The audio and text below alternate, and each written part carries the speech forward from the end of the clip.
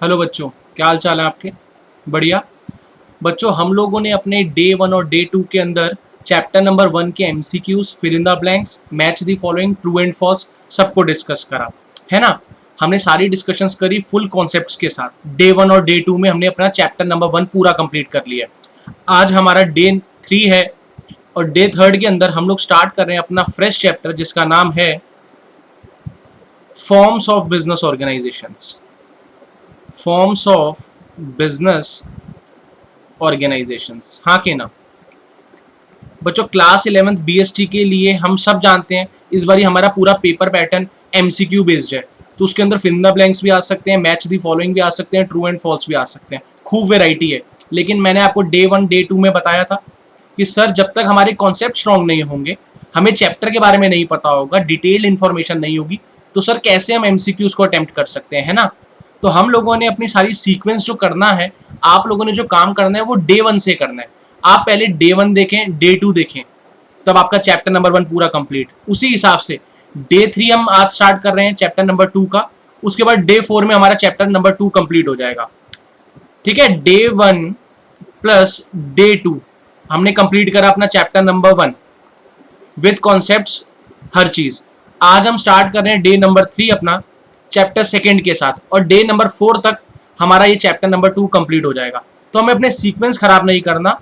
Day one, day to, day three, day four, 5, 6, 7, 8 इस sequence में हमने फॉलो करना है। और हम अपने चैप्टर नंबर वन से लेकर चैप्टर नंबर सिक्स पूरे टर्म वन की तैयारी इस तरीके से करेंगे, राइट?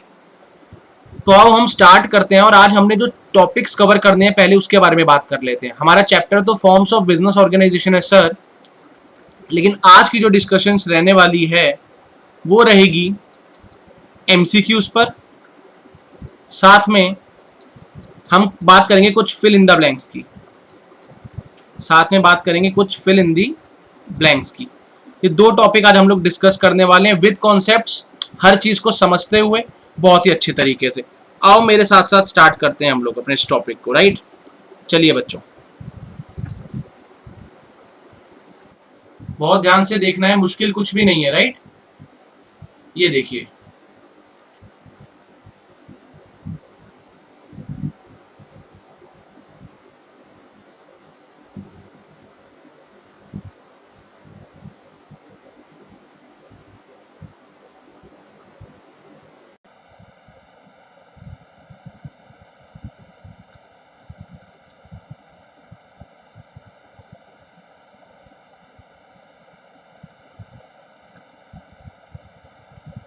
जस्ट अ सेकंड बच्चों।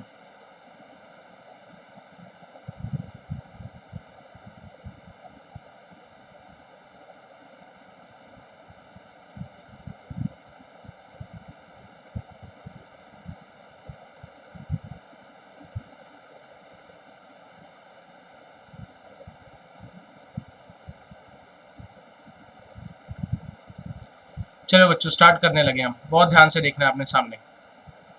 आज हमारा डे नंबर थर्ड है, चैप्टर नंबर टू हम लोग स्टार्ट कर रहे हैं अपना फॉर्म्स ऑफ बिजनेस ऑर्गेनाइजेशन। देखो, बहुत ध्यान से समझना है सारी चीजों को, राइट? पहला क्वेश्चन स्टार्ट करने लगे। A person who contributes capital but does not take part in the day to day activities of the business is called which partner? एक ऐसा पर्सन, पार्टनरशिप के अंदर डिफरेंट डिफरेंट लोग होते हैं, मिलके काम होता है।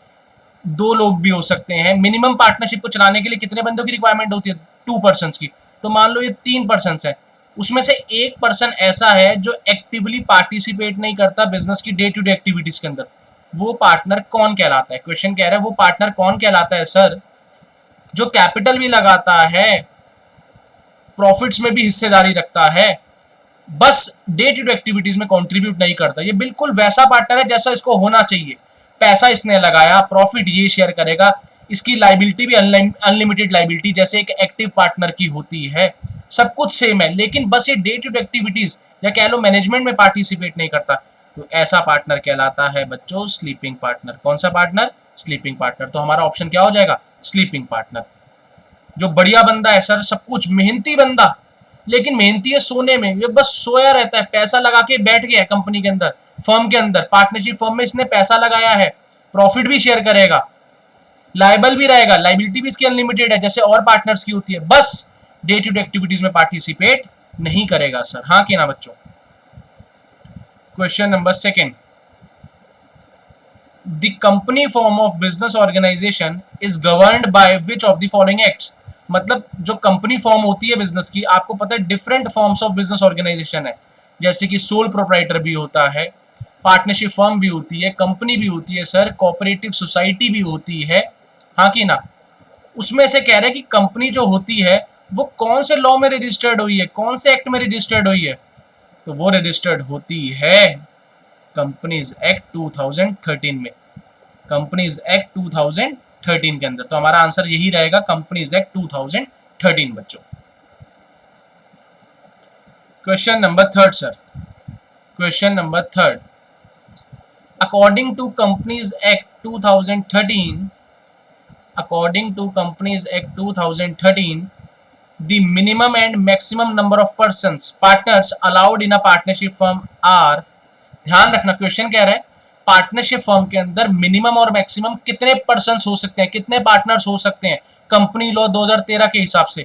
तो आंसर है इसका सी, 2 and 100। मतलब एक पार्टनरशिप फर्म के अंदर मिनिमम कितने रिक्वायर्ड बंदे हैं, 2 पर्सन्स, और मैक्सिमम कितने हो सकते हैं, 100, 2 और 100। ये हमारा आंसर है, याद कर लो इसे कि कंपनी लॉ 2013 के अंदर पार्टनरशिप के अंदर मिनिमम कितने, 2, मैक्सिमम कितने, 100, 2 और 100, याद रखना बच्चों, ठीक है। Fourth question, in dash type of partnership the liability of at least one partner is unlimited.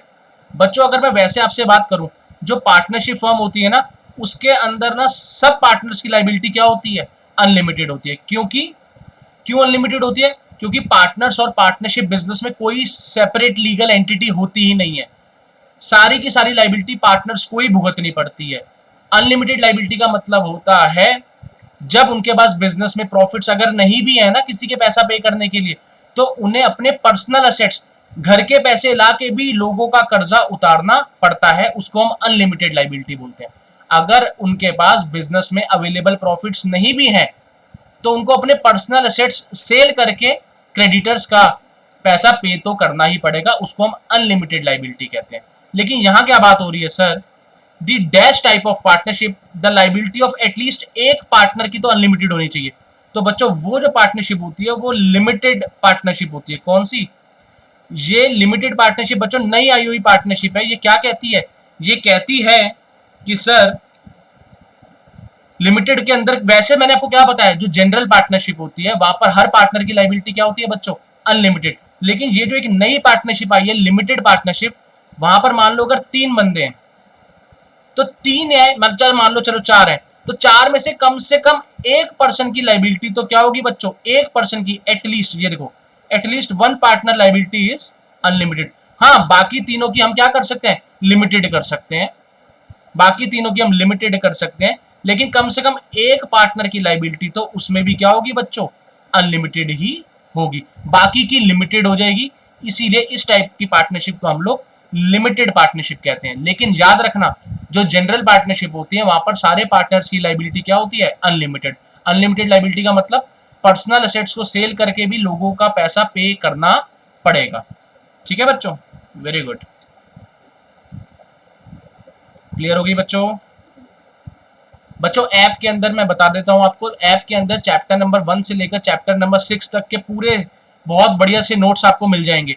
आप एप्लीकेशन डाउनलोड करना, वहां पर आपको इस तरीके के नोट्स मिल जाएंगे। ये देखो फॉर्म्स ऑफ बिजनेस ऑर्गेनाइजेशन है बच्चों, इतने अच्छे से आपको यहाँ पर सब कुछ डिटेल मिलेगी पूरे चैप्टर के बारे में। तो एप्लीकेशन पर जाओ, स्टडी मटेरियल के सेक्शन में जाना, वहां पर आपको ये फ्री ऑफ कॉस्ट आप इसको आराम से देखो, सारी इंफॉर्मेशन आपको मिलेगी पूरे चैप्टर के बारे में। चैप्टर नंबर 1 से लेकर चैप्टर नंबर 6 पूरा टर्म 1 आपका इस तरीके से with charts, with proper chart, हर चीज को इस तरीके से समझाया हुआ है बच्चों।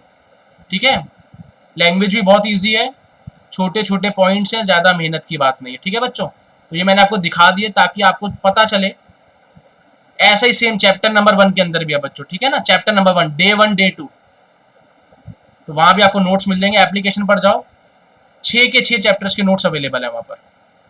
चलो ये देखो बच्चों question number 6, dash are accountable, accountable का मतलब होता है बच्चों answerable, dash are accountable to the dash for the working of company. बच्चों कंपनी के अंदर काम कौन करता है? जो कंपनी के डायरेक्टर्स होते हैं, जिसको हम बोर्ड ऑफ डायरेक्टर्स कहते हैं। बोर्ड ऑफ डायरेक्टर्स को अपॉइंट किसने करा होता है? शेयर होल्डर्स ने। बोर्ड ऑफ डायरेक्टर्स को उनकी कुर्सी पर बिठाने वाले कौन लोग होते हैं? Investors, share holder. तो जो भी बोर्ड ऑफ डायरेक्टर्स हैं, जो भी डायरेक्टर्स हैं, उनको किसने बिठाया कुर्सियों पर? शेयर होल्डर ने सर, जो कंपनी के मालिक हैं। तो डायरेक्टर्स जो भी काम करेंगे वो आंसरेबल होंगे शेयर होल्डर्स की तरफ, उनको जवाब देना पड़ेगा, डायरेक्टर्स को जवाब देना पड़ेगा शेयर होल्डर्स को, चाहे कंपनी तरक्की करे चाहे कंपनी नुकसान में जाए। डायरेक्टर्स को अपने डिसीजंस के लिए शेयर होल्डर्स को आंसर तो देना ही पड़ेगा। तो हमारा आंसर क्या है? Dash are accountable to the dash for the working of company, मतलब डायरेक्टर्स आर आंसरेबल या accountable to the share holders for the working of the company, क्योंकि शेयर होल्डर्स ने ही बोर्ड ऑफ डायरेक्टर्स में directors को बिठाया है। तो डायरेक्टर्स के जो भी डिसीजंस होते हैं, डायरेक्टर्स जो भी काम करेंगे उसके लिए वो आंसरेबल होंगे हमेशा शेयर होल्डर्स को, क्योंकि शेयर होल्डर्स ने ही डायरेक्टर्स को चूज करा था, हाँ कि ना। इसलिए डायरेक्टर्स जो भी काम करेंगे, जो भी पॉलिसीज बनाएंगे, जो भी डिसीजंस लेंगे, डायरेक्टर्स को आंसर देना पड़ेगा शेयर होल्डर्स को। कंपनी तरक्की कर रही है, कंपनी नुकसान में जा रही है, डायरेक्टर्स को ये सारी बातों के लिए जवाब देना पड़ेगा शेयर होल्डर्स को, जो कि कंपनी के मालिक कहलाते हैं शेयर होल्डर्स, है ना। Very good. बच्चे कह रहे हैं sir next question, question number 7, a partnership deed specifies, क्या बताती है? The terms and conditions that governs the partnership should be. बच्चों पार्टनरशिप डीड जो होती है, पार्टनरशिप के अंदर जो पार्टनरशिप डीड होती है वो एक एग्रीमेंट है, एक कॉन्ट्रैक्ट है, जो कि पार्टनरशिप कैसे चलेगी, पार्टनरशिप में क्या रूल्स होंगे, पार्टनर्स को कितना प्रॉफिट दिया जाएगा, कितनी सैलरी दी जाती है, कितना इंटरेस्ट ऑन कैपिटल चार्ज होता है, कितने पार्टनर्स हैं, उनका एड्रेस, फर्म का नाम, पार्टनर्स के कॉन्टैक्ट नंबर, ये सारी इंफॉर्मेशन जो पार्टनरशिप के अंदर होती है वो सारी इंफॉर्मेशन पार्टनरशिप डीड में लिखी जाती है। वो एक ऐसा डॉक्यूमेंट है जहां पर पार्टनरशिप की सारी इंफॉर्मेशन लिखी जाती है, उसे हम पार्टनरशिप डीड कहते हैं। तो बताओ बच्चों वो पार्टनरशिप डीड कैसी होनी चाहिए? बच्चे कह रहे हैं कोई भी चीज की वैल्यू तब है जब वो रिटर्न होती है, हाँ कि ना बच्चों? बच्चे कह रहे हैं किसी भी चीज की वैल्यू तब जब वो किस फॉर्म में हो? रिटर्न। तो बच्चों पार्टनरशिप डीड का भी किस फॉर्म में होना ही जरूरी है? पार्टनरशिप डीड का भी, जो कि एक डॉक्यूमेंट है। हर डॉक्यूमेंट वैलिड तभी होता है जब वो रिटर्न फॉर्म के अंदर होता है, हाँ कि ना? ठीक है बच्चे, वेरी गुड, क्या बात है। बच्चे कह रहे हैं सर टर्म 1 की तैयारी चल रही है। देखो डे 1 डे 2 हमने कर लिया, चैप्टर नंबर 1 पूरा कंप्लीट कर लिया, आज हम लोगों ने चैप्टर 2 भी स्टार्ट कर लिया। तो बच्चों ऐसे करके देखो 12 से लेकर मैक्सिमम 15 दिनों तक, 15 डेज तक का मैक्सिमम ये क्रैश कोर्स है बच्चों। 15 दिनों तक आपकी पूरी टर्म 1 की तैयारी बहुत बढ़िया तरीके से। बाकी पीडीएफ के सॉल्यूशंस आपको एप्लीकेशन पे मिलेंगे ही। बाकी मेरा व्हाट्सएप नंबर मैं आपसे शेयर कर लिया था, उसमें कोई क्वेरी हो तो मेरे से पूछना जरूर, ठीक है। ये देखो, what is the nature of liability of co partners in joint Hindu family business. बच्चों जो जॉइंट हिंदू फैमिली बिजनेस होता है उसके अंदर एक पर्सन होता है सबसे बड़ा, बाकी सब होते हैं चाचा, भतीजा, चाची, छोटा भाई, छोटे बहन। तो ये जो बड़ा पर्सन है वो होता है कर्ता, जो होता है कर्ता कहलाता है। एल्डेस्ट मेल मेंबर होता है जो जॉइंट हिंदू फैमिली बिजनेस को रन करता है। कर्ता इज द मेंबर जो जॉइंट हिंदू फैमिली बिजनेस को रन करता है, हर चीज के लिए लायबल यही रहता है। तो सर ये जो बाकी लोग हैं, छोटे छोटे परिवार के जो और हिस्सेदार लोग हैं, वो कौन कहलाते हैं? बट ये सब कर्ता को छोड़ के बाकी सारे लोग कहलाते हैं को पार्टनर्स। क्या कहलाते हैं? एक फैमिली है, मान लो जिसमें जॉइंट फैमिली है, 12-13 लोग रहते हैं, उसमें से एक जो मेल मेंबर है एल्डेस्ट, वो तो हो गया कर्ता, जो बिजनेस के सारे डिसीजंस लेगा, सारी पॉलिसीज बनाएगा, सब कुछ ये रन करेगा। तो बाकी जो लोग हैं वो को पार्टनर्स कहलाते हैं। तो क्वेश्चन कह रहा है ये जो लोग हैं मतलब को पार्टनर्स, उनकी सर कितनी लाइबिलिटी होती है जॉइंट हिंदू फैमिली बिजनेस में? बच्चों कर्ता की लाइबिलिटी तो याद रखना अनलिमिटेड होती है, कर्ता की लाइबिलिटी तो सर अनलिमिटेड होती है, लेकिन जो को पार्टनर्स होते हैं उनकी उतनी ही लाइबिलिटी होती है जितना शेयर उनका उस प्रॉपर्टी में होता है, जितने प्रॉपर्टी के अंदर उनकी हिस्सेदारी, बस उसी के लिए वो लायबल होते हैं। अनलिमिटेड लाइबिलिटी तो सिर्फ कर्ता की होती है। दोबारा बोल रहा हूं, को पार्टनर्स की लायबिलिटी कितनी होती है? को पार्टनर्स की लायबिलिटी सिर्फ और सिर्फ उतनी ही होगी जितना उनका प्रॉपर्टी में हिस्सा होगा। अपने हिस्से के हिसाब से बस उनकी लायबिलिटी होगी, लेकिन कर्ता की लायबिलिटी तो हमेशा क्या रहेगी? अनलिमिटेड। कोई दिक्कत है तो बताएं बच्चों। ठीक है, वेरी गुड। क्वेश्चन नंबर 8 तक हम लोगों ने डिस्कस कर भी लिया। बताओ बच्चों, अब हम बात करेंगे क्वेश्चन नंबर 9 की। बड़े ध्यान से देखना बच्चों, कोई मुश्किल नहीं है।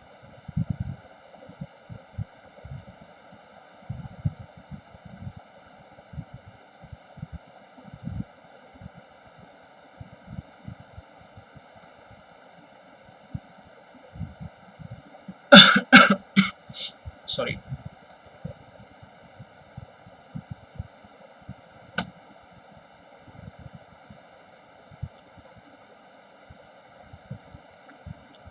बच्चों क्वेश्चन नंबर 9 आ गया हमारा। क्वेश्चन नंबर 9, 8 तक हमने कर लिया, क्वेश्चन नंबर 9 कर रहे हैं हम। ध्यान से देखेंगे सारे बच्चे। Which of the following is true regarding the voting rights?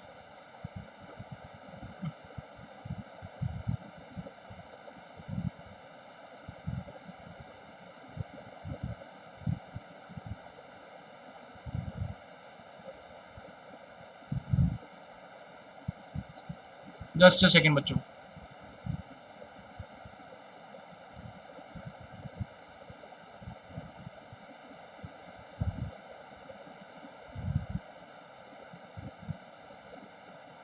हाँ जी बच्चों, विच of the following is true regarding the voting rights of the members of cooperative society.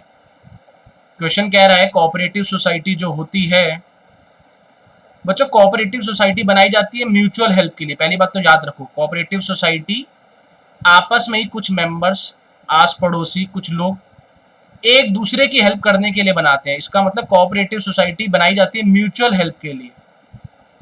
तू मेरी मदद कर देना थोड़ी, मैं थोड़ी तेरी कर देता हूँ, ऐसे ऐसे वाली बात, म्यूचुअल हेल्प।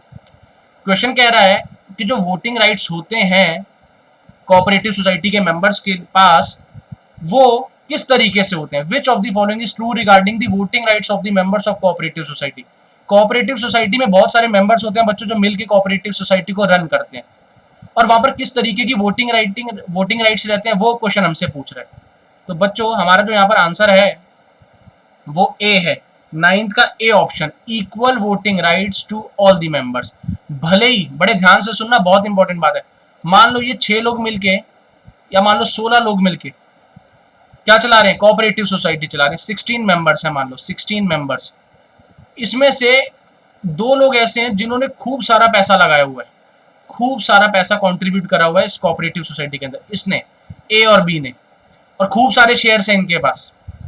तो बताओ बच्चों, ये क्या कर सकते हैं, ये बंदे चाह कर भी, क्योंकि इन्होंने ज्यादा कैपिटल कंट्रीब्यूट करी है, ज्यादा पैसा लगाया हुआ है कोऑपरेटिव सोसाइटी में, फिर भी हर एक बंदा बस एक ही वोट दे सकता है, भले हमने कितनी मर्जी कैपिटल क्यों ना कंट्रीब्यूट करी हो। इसका मतलब कोऑपरेटिव सोसाइटी में बहुत अच्छा सिस्टम है, डेमोक्रेटिक वाली बात है, डेमोक्रेटिक कंट्रोल है कि भले किसी बंदे ने कितना भी पैसा सर क्यों ना लगाया हो, वोट तो एक ही वो दे सकता है। Equal voting rights to all the members. आप ज्यादा पैसा लगाएं, खूब लगाएं, बहुत कम लगाएं, फिर भी हर एक मेंबर के पास एक ही वोटिंग राइट होगा। 1 member is equals to 1 vote.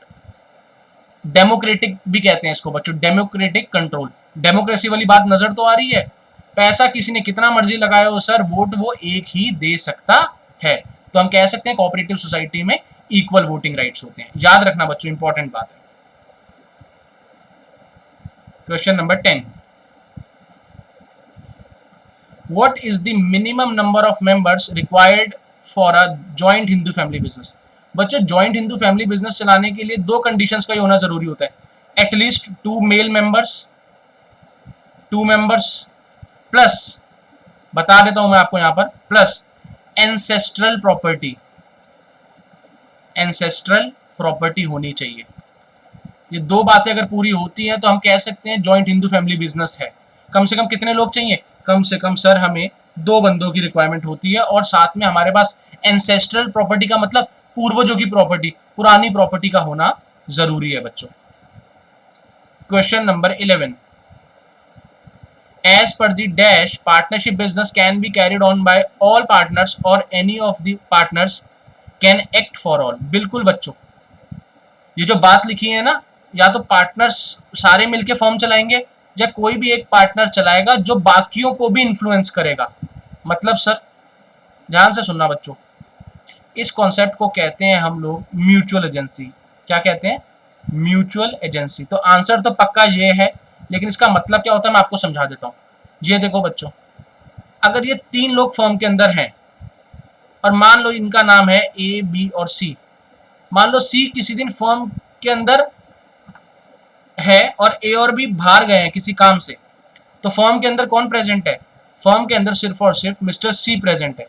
मुझे बस आप लोग ये बताइए कि क्या सी जब सामान को सेल करेगा, करेगा कि नहीं करेगा? अकेला है तो बिल्कुल करेगा सर। एबीसी तीनों मिलके बिजनेस कर रहे हैं सर, और ए और बी किसी काम से बाहर गए हैं, तो क्या सी सामान कस्टमर को बेचेगा कि नहीं बेचेगा? बिल्कुल बेचेगा सर। और सी ने मान लो 300 रुपए का सामान बेच के प्रॉफिट कमाया, 300 रुपए का प्रॉफिट, तो क्या सिर्फ वो सी का प्रॉफिट है? नहीं, सी का करा हुआ काम ए को और बी को दोनों को बाइंड करेगा कि नहीं करेगा? बिल्कुल, सी का करा हुआ काम ए और बी को भी बाइंड करेगा। बिल्कुल सर, ये तो ऑब्वियस बात है, क्योंकि तीनों के तीनों पार्टनर्स हैं, तीनों के तीनों ओनर्स हैं। तो कल को अगर ए और बी नहीं भी होते हैं और सी काम करता है, तो सी का करा हुआ काम ए और बी को भी बाइंड करेगा। और कल को मान लो फर्म के अंदर सी किसी काम से बाहर गया हुआ है और ए और बी अगर डील कर रहे हैं किसी के साथ, तो ए और बी का करा हुआ काम सी को भी बाइंड करेगा। हाँ कि ना? क्योंकि ये तीनों पार्टनर्स ही मालिक हैं। एक का करा हुआ काम दूसरे को बाइंड करेगा, दूसरे का करा हुआ काम पहले को बाइंड करेगा। हाँ कि ना? इस कॉन्सेप्ट को हम लोग म्यूचुअल एजेंसी कहते हैं, और यही पार्टनरशिप का ट्रू टेस्ट भी कहलाता है। ट्रू टेस्ट ऑफ पार्टनरशिप भी म्यूचुअल एजेंसी ही कहलाता है। या तो सारे काम करें, एबीसी तीनों मिलकर फर्म के लिए काम करें, या कोई एक भी करे, जैसे मिस्टर सी कर रहा था, तो सी का करा हुआ काम भी सबको बाइंड करेगा। ये सब एक ही है सर। इस कॉन्सेप्ट को म्यूचुअल एजेंसी कहते हैं। या तो फर्म में तीनों काम करें एबीसी, या अगर कोई एक पर्सन काम कर रहा है, मिस्टर सी अगर काम कर रहा है, तो सी का करा हुआ काम ए को भी बाइंड करेगा और बी को भी बाइंड करेगा। तीनों बाइंड होंगे उस काम से। हाँ कि ना बच्चों? याद रखना, mutual agency is the true test of partnership. 12th question sir, Hindu succession act was passed in. बच्चों हिंदू सक्सेशन एक्ट, इसे हिंदू एक्ट भी कहते हैं, जो जॉइंट हिंदू फैमिली बिजनेस को रन करता है, जो जॉइंट हिंदू फैमिली बिजनेस को चलाने में काम करता है, वो कब आया था? ध्यान रखना, हिंदू अनडिवाइडेड फैमिली या जॉइंट हिंदू फैमिली बिजनेस को हिंदू लॉ मैनेज करता है, और वो आया कब था सर? 1956 में। बच्चों ये तो याद रखने वाली चीज है। कब आया था? 1956 में। हिंदू लॉ ऑपरेट करता है किसको? जॉइंट हिंदू फैमिली बिजनेस को। हाँ कि ना? या कह लो हिंदू अनडिवाइडेड फैमिली को।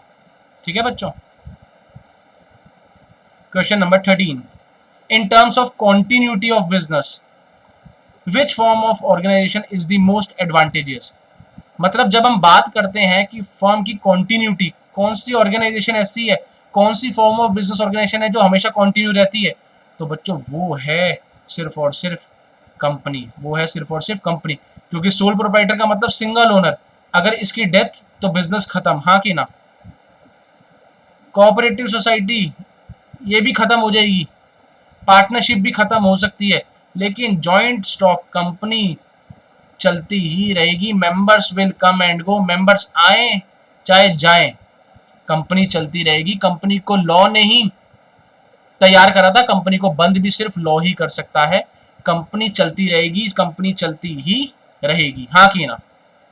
क्योंकि कंपनी ने अपने आप को लॉ में रजिस्टर करा लिया है। कंपनी की एक सेपरेट लीगल एंटिटी हो गई है। कंपनी अलग है और मेंबर्स अलग हैं। मेंबर के आने जाने से कंपनी को कोई फर्क नहीं पड़ता है। तो सबसे ज्यादा अगर कोई ऑर्गेनाइजेशन जिसकी कॉन्टिन्यूटी हमेशा रहती है, तो वो कंपनी ही होती है बच्चों। ठीक है। क्वेश्चन नंबर 14, क्वेश्चन नंबर 14 बच्चों, what is the minimum number of members required to form a private company और पब्लिक कंपनी। बच्चों प्राइवेट कंपनी को चलाने के लिए कम से कम 2 बंदों की जरूरत होती है प्राइवेट कंपनी खोलने के लिए, और पब्लिक कंपनी अगर हम खोल रहे हैं तो कम से कम कितने बंदे चाहिए होंगे? कम से कम 7। तो 2 और 7, प्राइवेट कंपनी को चलाने के लिए कम से कम 2, पब्लिक कंपनी को चलाने के लिए कम से कम 7 लोग हमें चाहिए होते हैं। ठीक है। क्वेश्चन नंबर 15 बच्चों, cooperative society is compulsorily required to be registered under cooperative societies act, कब? 1912। याद रखना बच्चों, कोऑपरेटिव सोसाइटी जो हम कहते हैं, कोऑपरेटिव सोसाइटी हम बना रहे हैं, तो वो कोऑपरेटिव सोसाइटी एक्ट कौन से लॉ के अंदर तैयार हुई थी? कोऑपरेटिव सोसाइटी एक्ट 1912, 1912 बच्चों। ठीक है। क्वेश्चन नंबर 16, क्वेश्चन नंबर 16 बच्चों, a person who allows the use of his name, जो कि कुछ कंट्रीब्यूट नहीं करेगा कैपिटल, वो कौन सा पार्टनर कहलाता है बच्चों? सिर्फ नाम प्रोवाइड कर रहा है बच्चों, ना कैपिटल कंट्रीब्यूट कर रहा है, ना प्रॉफिट में हिस्सेदारी रखेगा, ना मैनेजमेंट में पार्टिसिपेट करेगा, सिर्फ अपना नाम प्रोवाइड कर दिया इसने, वो पार्टनर कहलाता है नॉमिनल पार्टनर। वो पार्टनर कहलाता है सर नॉमिनल पार्टनर। कोई दिक्कत तो नहीं बच्चों? क्लियर है? 16 के 16 क्वेश्चंस अच्छे से। 17th, which of the following has the advantage of continuity? बच्चों वैसे तो दो ही ऑप्शन यहाँ पर हमें शो हो रहे हैं, नेक्स्ट स्लाइड पे बाकी दोनों दिखेंगे, लेकिन हम तो जानते हैं कॉन्टिन्यूटी सबसे ज्यादा कौन सी फॉर्म ऑफ बिजनेस ऑर्गेनाइजेशन में है? ऑप्शन नंबर ए में सर, हमें तो साफ साफ दिखाई दे रही है, हाँ कि ना बच्चों? तो यहीं से हमारी बात बन जाएगी। हमें पता है कोई बिजनेस अगर कंटिन्यू सबसे ज्यादा रह सकता है तो वो सिर्फ और सिर्फ कंपनी है बच्चों, हाँ कि ना? बाकी दोनों ऑप्शन से हमें लेना देना नहीं है, हमारा ऑप्शन तो ए था, कंपनी। नेक्स्ट क्वेश्चन, कर्ता, याद करो बच्चों, कर्ता बताया था जो जॉइंट हिंदू फैमिली बिजनेस का जो एल्डेस्ट मेल मेंबर होता है, जो बिजनेस को रन करता है, उसकी लाइबिलिटी मैंने क्या बताई थी? मैंने कहा था कर्ता की लाइबिलिटी अनलिमिटेड होती है और जो बाकी परिवार के लोग हैं जो को पार्टनर्स कहलाते हैं उनकी लिमिटेड होती है। तो कर्ता की जॉइंट हिंदू फैमिली बिजनेस में क्या है liability? Answer is unlimited liability, हाँ कि ना बच्चों? Unlimited liability. 19th question, the structure in which there is separation of ownership and management, law के हिसाब से ओनरशिप अलग है, मैनेजमेंट अलग है बच्चों, सेपरेट लीगल एंटिटी की बात हो रही है। तो ये फीचर तो बच्चों सिर्फ कंपनी में ही होता है, क्योंकि कंपनी को क्या कराना कंपलसरी है? लॉ में रजिस्टर कराना कंपलसरी है। और जब कंपनी को हम लॉ में रजिस्टर कराते हैं तो बच्चों कंपनी अलग हो जाती है और उसको चलाने वाले मेंबर्स अलग हो जाते हैं, तो ओनरशिप और मैनेजमेंट अलग हो जाती है कंपनी के अंदर। तो हमारा आंसर यही है कि ऐसी कौन सी फॉर्म ऑफ बिजनेस ऑर्गेनाइजेशन है जहां पर ओनरशिप अलग है और मैनेजमेंट अलग है? भाई उसका आंसर तो कंपनी ही है, क्योंकि कंपनी लीगली लॉ में क्या हो गई है? रजिस्टर्ड हो गई है। और लॉ में रजिस्टर्ड होने के बाद बच्चों कंपनी की एक सेपरेट पहचान हो जाती है, सेपरेट फ्रॉम इट्स मेंबर्स, हाँ कि ना? तो आंसर हमारा ऑप्शन नंबर बी है। क्वेश्चन नंबर 20 बच्चों, बस खत्म होने वाली है सारी चीजें। Dash company does not invite the public to subscribe to its share capital. कौन सी कंपनी बच्चों? मेन दो कंपनीज होती है, वो कौन कौन सी हैं? एक तो प्राइवेट कंपनी और दूसरी पब्लिक कंपनी। पब्लिक कंपनी तो जनता की कंपनी है, वो जनता से ओपन मार्केट में जाके शेयर्स इशू करके लोगों से पैसा मंगा सकती है। लेकिन जो प्राइवेट कंपनी है वो डज नॉट इनवाइट पब्लिक वाली बात सिर्फ और सिर्फ प्राइवेट कंपनी पर ही अप्लाई होती है, क्योंकि प्राइवेट कंपनी प्राइवेटली पैसा अरेंज कर सकती है अपने ही मेंबर से, उनके रिलेटिव से, एम्प्लॉय से। लेकिन प्राइवेट कंपनी कभी भी जनता से ओपन मार्केट में जाके पैसा मंगा नहीं सकती है, ये उसके ऊपर रिस्ट्रिक्शन है बच्चों। कोई दिक्कत तो बताओ बच्चों, मजा आया? बच्चे कह रहे हैं सर ये एमसीक्यूज तो हमने कर लिया, और कुछ बचा आज के लिए?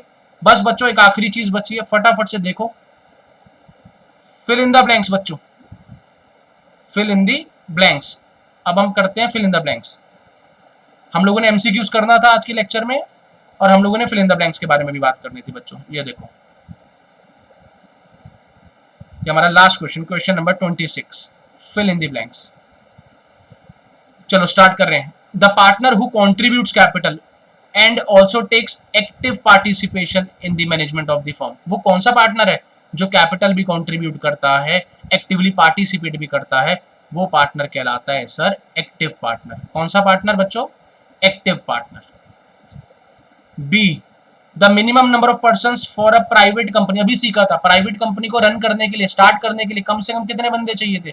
2। पब्लिक कंपनी को स्टार्ट करने के लिए कितना चाहिए होते हैं? 7। याद रखना, प्राइवेट में कम से कम 2 होने चाहिए, पब्लिक में कम से कम 7 होने चाहिए बच्चों। Third, the type of company which restricts the right of its member to transfer shares, कौन सी ऐसी कंपनी है जिसके अंदर मेंबर्स फ्रीली अपने शेयर्स ट्रांसफर नहीं कर सकते हैं? बच्चों अगर कोई भी रिस्ट्रिक्शन है ना, ध्यान रखना, वो होती कौन सी कंपनी के लिए? प्राइवेट कंपनी के लिए। तो हमारा आंसर यहाँ पर कौन सी कंपनी है? प्राइवेट कंपनी ना तो बाहर अपने शेयर्स इशू कर सकती है और ना ही प्राइवेट कंपनी के मेंबर्स आसानी से अपने शेयर्स को किसी और को ट्रांसफर कर सकते हैं। तो ये रिस्ट्रिक्शन सिर्फ और सिर्फ प्राइवेट कंपनी के साथ है। D, the registration of a cooperative society is done. अभी हमने सीखा था कौन से एक्ट के अंदर बच्चों, जल्दी बताओ कौन से ईयर के अंदर? Cooperative society act 1912। याद करो, कोऑपरेटिव सोसाइटी का रजिस्ट्रेशन कौन से लॉ में होता है? Cooperative societies act 1912। ई बच्चों, the liability of members in joint Hindu family business is. बच्चों मेंबर्स की बात हो रही है, मतलब कर्ता की बात नहीं हो रही, को पार्टनर्स की बात हो रही है। को पार्टनर्स, अन्य जो सदस्य होते हैं, कर्ता को छोड़ के जो परिवार वाले लोग हैं, तो बताओ उनकी लायबिलिटी क्या होती है? उनकी लायबिलिटी तो सर लिमिटेड होती है, क्योंकि सिर्फ और सिर्फ कर्ता की अनलिमिटेड होती है ना। F, joint Hindu family business is run under. बताओ, अभी बताया था ऊपर, जॉइंट हिंदू फैमिली बिजनेस को कौन सा लॉ रन करता है? हिंदू लॉ बच्चों, हिंदू लॉ। ध्यान रखना, जॉइंट हिंदू फैमिली बिजनेस को हिंदू अनडिवाइडेड फैमिली भी कहते हैं, हाँ कि ना। अगली बात, sole tradeship is owned by. Sole tradeship का मतलब है बच्चों sole proprietor, single person, single owner. तो यहां पर सिंगल पर्सन आएगा आंसर, हाँ कि ना। H point, dash system is applicable all over India except West Bengal. बच्चों ये वाला हमारे सिलेबस में है नहीं, तो इसको रहने दो, ये वाली बात को अब रहने दो। I point, a partner who apparently does not appear to be partner but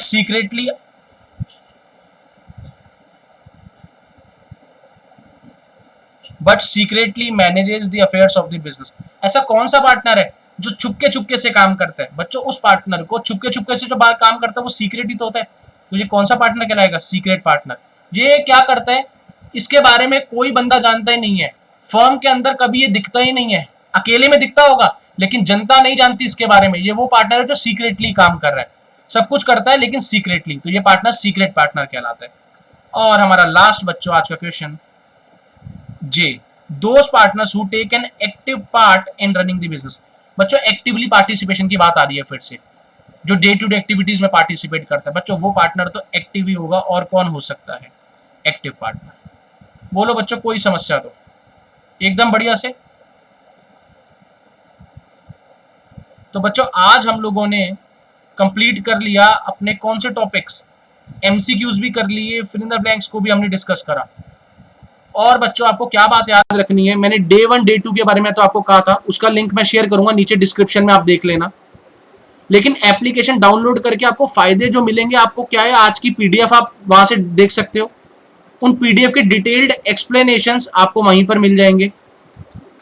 नहीं मिले तो मैं आपको अपना व्हाट्सएप नंबर देता हूं, वहां पर आप मेरे को मैसेज करें। व्हाट्सएप नंबर नोट करो फटाक से।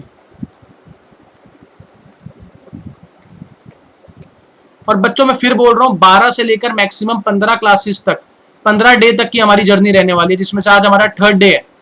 हम अपने पूरे टर्म 1 बीएसटी सिलेबस को एकदम कॉन्सेप्ट के हिसाब से, MCQs, fill in the blanks, true and false, match the following, सब कुछ करने वाले हैं।